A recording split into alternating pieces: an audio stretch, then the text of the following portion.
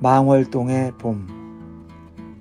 망월동 5.18 묘지에 20번째 봄이 왔다. 새 묘역은 망월동이 아니라 광주광역시 북구 운정동이다. 그러나 다들 망월동이라고 부른다. 새 묘역의 유영봉안실에는 1980년 5월에 총 맞아 죽고 매맞아 죽은 사람들 300여 명의 사진이 걸려있다. 교복 차림 고등학생도 있고 웨딩드레스 차림의 신부도 있다. 손수레나 청소차에 실려온 주검들이다. 다들 사진틀을 깨뜨리고 세상으로 걸어 나올 것처럼 생생하다. 아, 광주여 무등산이여, 죽음과 죽음을 뚫고 나가 백위의 옷자락을 펄럭이는 우리들의 영원한 청춘의 도시여 라고 광주 시인 김준태는 1980년 6월 2일자 전남매일 지면에서 통곡했다.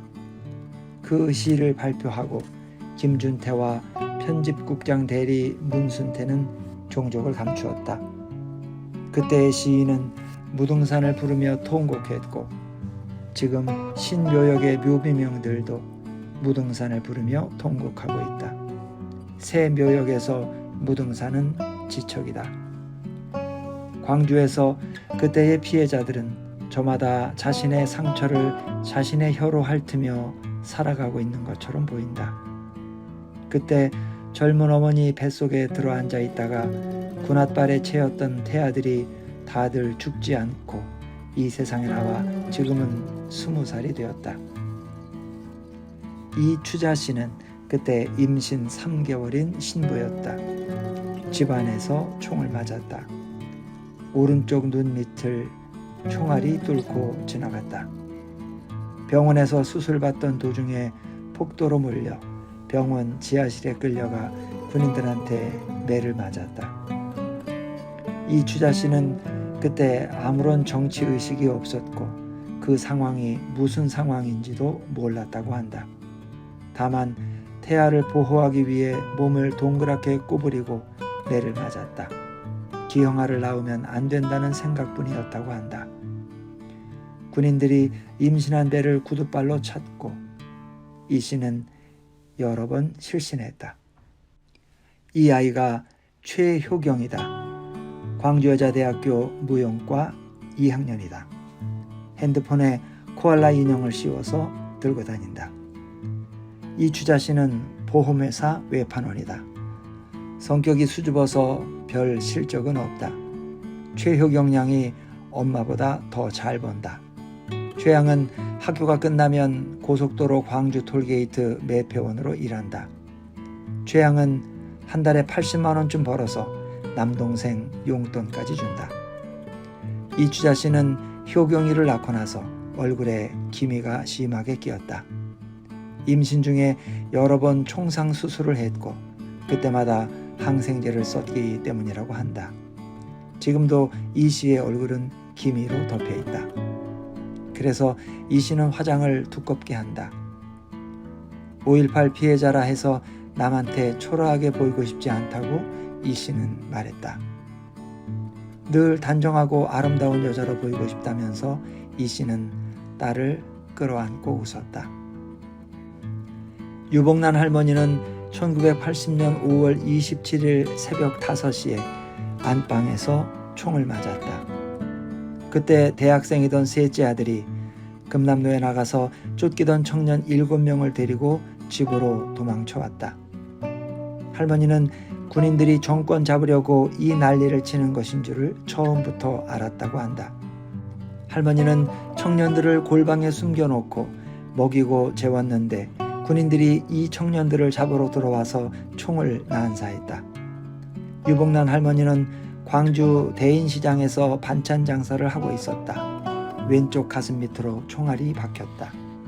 그 후로 할머니는 장사를 할 수 없게 되었고 지금까지 병석에 누워있다. 할머니의 왼쪽 가슴 밑에는 아직도 총알이 그대로 박혀있다. 그 합병증으로 다른 여러 증세들이 도졌다. 총알을 빼려고 서울의 대학병원까지 갔었으나 빼지 못했다. 워낙 민감한 부위에 총알이 박혀 있어서 외과뿐 아니라 여러 분야의 전문의 7, 8명이 함께 수술에 참가해야 하는데 병원에서는 이걸 못하겠다고 하더란다. 여러 병원을 돌아다녔으나 모두 다 허사였다. 그래서 할머니는 네 아들을 젖먹여 키운 가슴속에 총알을 지니고 산다. 그러니 몸을 제대로 움직일 수가 없다. 할머니는 총알을 품고 죽어야 할 모양이다. 의사는 어디에 있고 정부는 어디에 있는가? 할머니가 돌아가시고 나면 그때는 총알을 빼내기가 수월할 것이다. 할머니가 총에 맞을 때 할머니의 둘째 손자가 태어났다. 이 아이가 김건군이다. 금년에 교원대학교에 입학했다. 할머니는 아픈 몸을 이끌고 입학식에 갔었다. 총에 맞고 나서 그날이 가장 행복했었다고 할머니는 말했다. 할머니는 입학식장에서 손자의 볼을 부비며 울었다고 한다. 이세영 씨는 1980년 5월 21일 오전 11시 도청 앞 시위 때 총을 맞았다. 지금은 목발을 짚고 다닌다. 이세영 씨는 초등학교만 나와서 구두 만드는 기술을 배웠다. 이세영 씨의 꿈은 구두가게를 차려서 밥 안 굶고 사는 것이었다. 정치며 사회며 권력에 대해서 생각해 본 적도 없었다. 5월 18일에는 권투 선수 박찬희의 타이틀 매치가 5회 KO로 끝나는 걸 보고 친구들을 만나러 거리에 나왔다가 행진하는 군인들을 보면서 공수부대는 과연 멋지구나 라고 생각했다고 한다. 그러다가 군인들한테 붙잡혀서 무조건 두들겨 맞았다. 맞고 나니까 도대체 왜 맞았는지를 알 수가 없더라는 것이다. 그래서 세상에 대한 그의 의문은 시작되었다. 군인들이 사람들을 마구 쏘아 죽이는 걸 보고 나서야 저자들을 저대로 내버려 두어서는 안 되겠구나 라는 생각이 비로소 들었다. 그는 도청으로 향하는 시위 대열에 끼어들었다. 복부에 총알 2발을 맞았다. 척추가 관통되어 다리를 쓸 수가 없게 되었다. 몸을 쓸 수 없게 되자 구두가게 꿈은 끝났다. 그는 불구가 된 몸으로 1990년에 결혼했다. 그의 아내는 전남대학교 국문과를 중퇴한 김길순 씨다. 이들의 사랑은 광주에서는 어느 정도 유명한 로맨스다. 아내의 사랑에 기대서 산다라고 이세영 씨는 말했다. 이 씨의 아내도 노동운동에 헌신했었다. 부부는 5.18 묘역 앞에다 작은 점포를 얻어서 꽃가게를 차렸다. 초등학교 다니는 남매를 두었다. 꽃가게에서 한 달에 120만 원을 번다. 그만하면 견딜 만한 가난이다 라고 그는 말했다. 부부가 함께 가게에 나와 꽃을 다듬고 물을 준다. 망월동 묘지에 참배가는 사람들은 대개 이 가게에서 꽃을 산다. 5.18 민중항쟁 20주년을 맞는 광주에서는 비엔날레가 열리고 있다. 소설가 임철우의 장편소설 봄날이 연극으로 꾸며져 광주 공연을 앞두고 있고 시인 황지우는 5월의 신부라는 시극을 무대에 올린다. 임철우는 이 시대의 용서와 화해가 가능한지를 고통스럽게 묻고 있고 황지우는 지옥 속에서도 살아갈 수밖에 없는 산자의 슬픔을 절규하고 있다. 삶은 소설이나 연극과는 많이 다르다. 삶 속에서는 언제나 밥과 사랑이 원한과 지옥보다 먼저다. 구두가게 꿈은 깨졌지만 사랑하는 법을 배웠어요. 목발을 짚고 꽃가게를 경영하는 총상 피해자 이세영 씨와 나눈 대화는 다음과 같다. 처음부터 그 사태에 대한 인식이 있었나? 전혀 없었다. 나는 그때 전두환이라는 이름조차 몰랐다. 나는 구두가게를 갖는 것이 꿈이었다. 두들겨 맞고 나서, 총에 맞고 나서 이 사태가 무슨 사태인지를 알게 되었다. 총을 쏘는 군인들을 향해 달려갈 때 무섭지 않았나? 너무나도 무서웠다. 너무나도 무서웠기 때문에 그 무서움이 갑자기 분노로 바뀌었다. 그때 온몸이 떨렸다. 왜 우리나라 사람들이 우리나라 군인의 총에 맞아 죽어야 하는지를 지금도 알 수 없다. 자녀들이 아버지의 목발에 대해서 묻지 않았는가?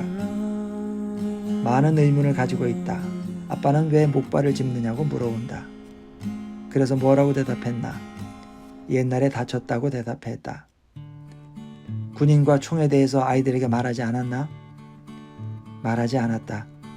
내 아이들이 군대 전체와 국가 권력 전체를 증오하게 되는 것이 두려워서 그런 말을 할 수가 없었다. 자신의 목발을 보면 무슨 생각이 드는가? 깨어진 구두가게 꿈이 생각난다. 그러나 나는 이 목발 때문에 세상과 이웃을 이해하고 사랑할 수 있게 되었다. 용서와 화해는 불가능한가? 그게 무슨 말인지를 모르겠다. 가해자들은 아무도 용서를 구하지 않았고 화해를 요청하지도 않았다. 개인의 심정으로는 만일 용서를 빌어온다면 부둥켜 안고 통곡하고 싶다. 그러나 그런 일은 없었다.